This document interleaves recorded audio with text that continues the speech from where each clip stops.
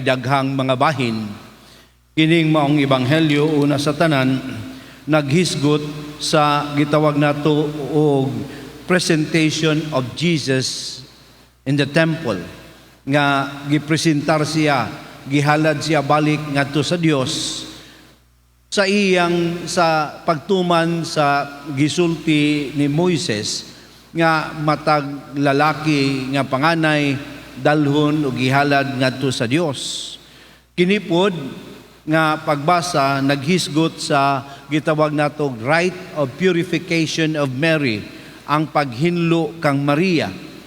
Kay diha sa tinuuhan sa mga Hudyo, tataw kayo nga sila nagatuo nga human pagpanganak sa usa ka babae, siya nahimo nga hugaw, busa dili siya kahikap og mga balaan nga mga butang, kay siya mahugaw man. Og sa 33 dias mao kana ang iyang kondisyon hangtod sa pag-abot sa day of purification.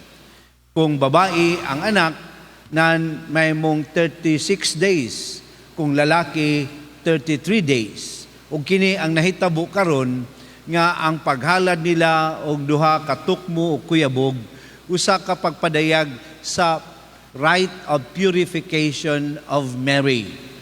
Ug sa katapusan dinhi sa atong ebanghelyo nabati nato ang kanta ni Simeon, usa ka balaan nga tawo nga naa sa templo nga gisaaran nga dili siya mamatay hangtod makita niya ang Mesiyas. Ginaingon nga kining maong titulo sa kanta o sa awit ni Simeon, Donc Domitis, nga pasabot, you may dismiss ang mga pulong nga naghatag og paglantaw nga natuman na gyud ang balaod o ang gisaad sa Dios diha kanila, nga diha sa iyang paghimo sa maong paghalad kang Hesus ngadto sa altar, usa ka katumanan sa gisaad sa Espiritu Santo diha kaniya nga siya makakita gayud sa Mesiyas. Kini mga kaigsunan ang tibuok nga nadungog nato diha sa atong ebanghelyo karong adlaw. Apan ang dakong pangutana, unsa man nato pag-relate niini diha sa atong kinabuhi. Nan una sa tanan, inumduman nato nga isip mga binunyagan kita hinalad usab sa Dios. Isip mga binunyagan kita iya na sa Dios. Diha sa bunyag tataw kay ng mga pulong nga ikaw o di kita diha sa pagbubo sa tubig kita namatay o kita nabanhaw uban ni Kristo. Mabitaw ng ginaingon nga matag binunyagan is a born again.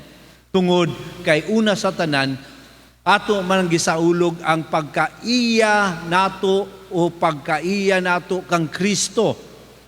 Sama diha sa paghalad ni Jesus ngadto sa templo. Apan kining maong akto sa paghalad, nindot nga ato kining tan-awon sa perspektibo sa kanta ni Simeon. Nga diin, kini siya una sa tanan, katumanan sa mga saad sa Dios. Ambot lang mo apil mo bunyag, mao ba na inyong gihuna-huna ang katumanan sa saad sa Dios? O katumanan sa saad sa pakals?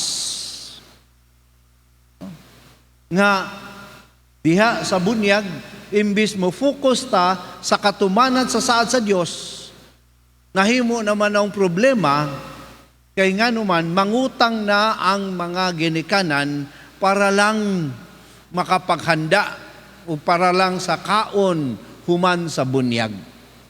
Wala na ang focus diha sa katumanan. Muna mga kaigsunan nga, usa kini kadakong hagit kanato, isip mga Katoliko, nga diha sa atong paghimo sa pagbunyag sa bata, sama